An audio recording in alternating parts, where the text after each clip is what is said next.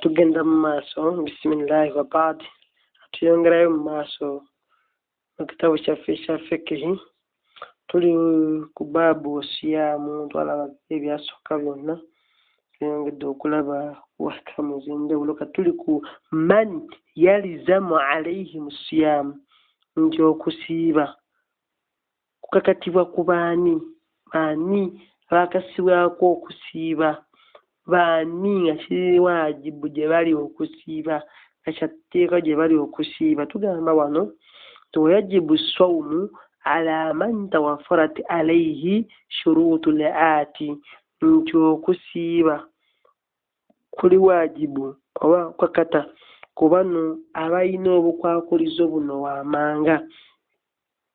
Number 1 asooka al islaamu so nti okusiiba kuno buli musiraamu yenna kiri waajibu gyali okubeera ng'asiba al islaamu tefala yajibu sawmu ala al kaafiri wala yasihu minhu. Tugamba nti okusiiba tekukakatibwa ku muntu nga mujeemu al kaafiri ku mukafiiri wala yasihu minhu era okusiiba kwe tekutuuka ne bw'aba agezezaako nga bw'osanga bangi Daniel asiibirako Sumeya kati oyo Daniel ne bw'amusiibirako tafunamu mpeera tekutuuka okusiiba kwe. So tugamba nti okusiiba kuli waajibu ku bantu nga basiraamu kyekisooka ebanga nomala nga oli musiraamu oba oteekwa okusiiba. Number 2 atakilifu ye muntu nga mukulu bulungi nga baaligun akilun nga mukulu bulungi ate nga ategeera so nga muntu mukulu ategeera. Tugamba nti fala yajibu assawmu ala sabiyi wala ala almajnuni nti okusiiba tekukatibwa oba tekukakatibwa ku mwana omuto wala almajnuni wala ala almajnuni wadde ku muntu omugwi w'eddala oba omulalu. So nti mu bantu abalaalikibwako okusiiba temuliimu mulalu ne waabireka temuliimu mwana muto si bwa mpaka waba yagadde oba tayagadde talina musango omwana omuto.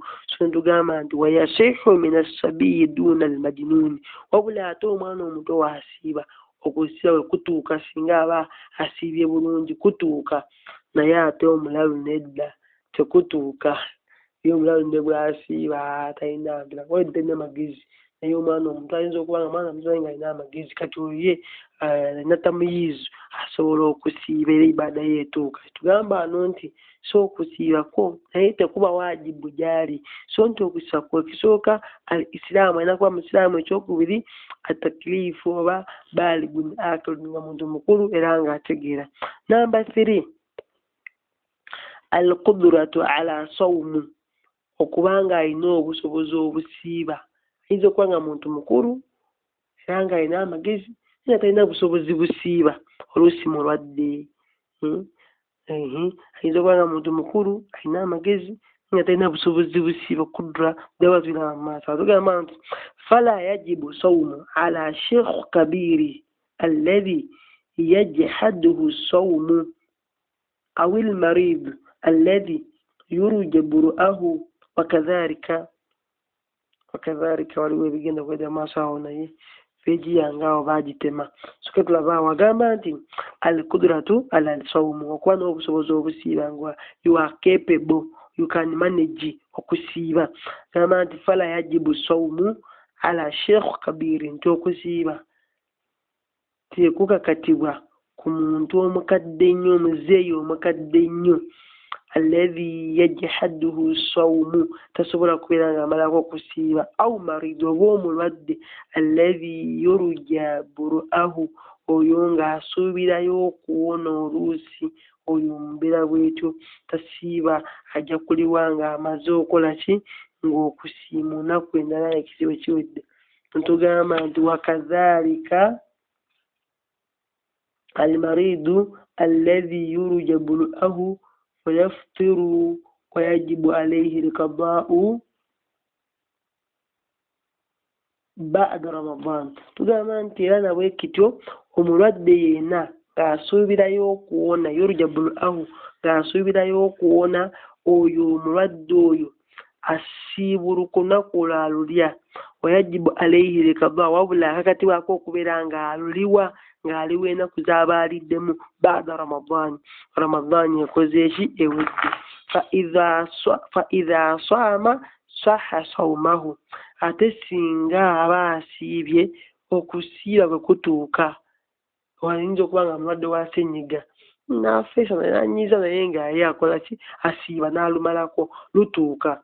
Ayinza okuba mujasi kifuba koolakoolamu naye nga asobola omalako olunaku naye lutuuka. Ayinza okuba nga obulwadde bw'alina nga tebutale bumusobozesa okusiiba.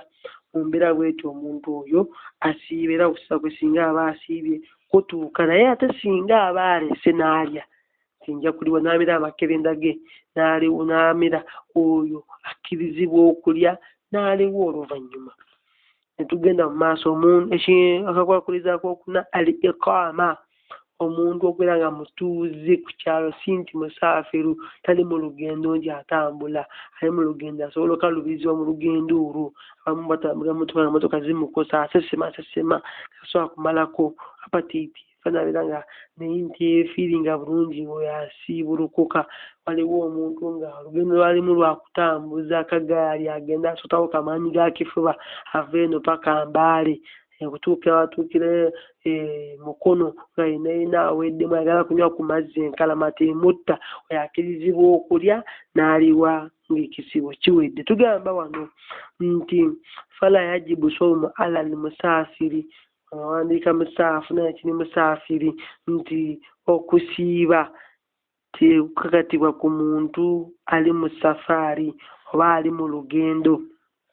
Then number 5, at-taharatu min al-haidhi wan-nifaasi. At-taharatu min al-haidhi wan-nifaasi, awo kubeera nga mutukuvu okuva mu heeve oba nifaasi oba ekiibo, okuzaala moddo. Nti omuntu okubeera nga mutukuvu, kategeezi kino kiri ku saidi y'abakyala, kubeera nga mutukuvu tali mu nsonga z'ekikyala tuzimanyi bulungi nnyo.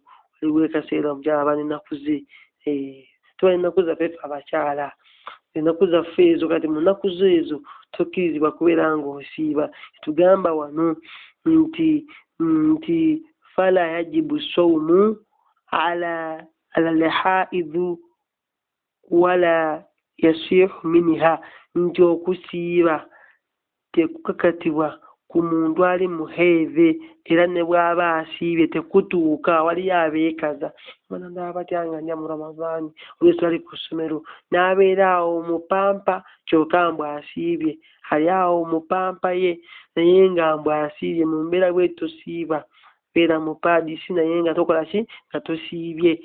So ne bw'osiiba tofunamu mpeera, ate era tukulya menze kati ndi mu paadisi oba ndi mulwadde kaneeriire, ng'oli awo okyakala mu banno. Nedda weekwekako ng'olya. Waliwo abamu abayina okulaba kalisi kati mulamba naye laba ali mu kutambula ng'alya muwogo mu kisiibo. So mu mbeera bw'etyo olya, okkirizibwa okubeera ng'okola ki, ng'olya. So tugamba wano eno nti haidhu, omuntu ali mu nsonga z'ekikyala takkirizibwa kusiiba, era ne bw'aba asiibye la yasihu minha, okusiiba kwe oba minhuma, bombiriri abo ali mu nsonga n'amukyala azadde ne babagezaako okusiiba tekutuuka olw'okuba nti tebabeera batukuvu. So awo ye paati eyo eya man yalizamu alayhimu assiyaamu. Tudda wano ku paati endala, hukumu man saara ahallan lisiyaamu aw qaamat alayhi albayinatu fi asnaa'i nahaari. Tujja kulaba awantu awo nawo, sooke tukutulemuko wano, ojja kuyungirako ne bano wansi abatakkirizibwa aba abakkirizibwa okubeera nga balya mu kisiibo, insha Allah. Manya nga bakatibwako okubeera nga balya beerekereza ate nga bajja kuliwa. Ojja kulaba abantu abo insha Allah. Sooke tukutulemuko kakodiyo kaneenako. Wa barakallahu fiikum وجزاكم الله خيرا في الدنيا والآخرة.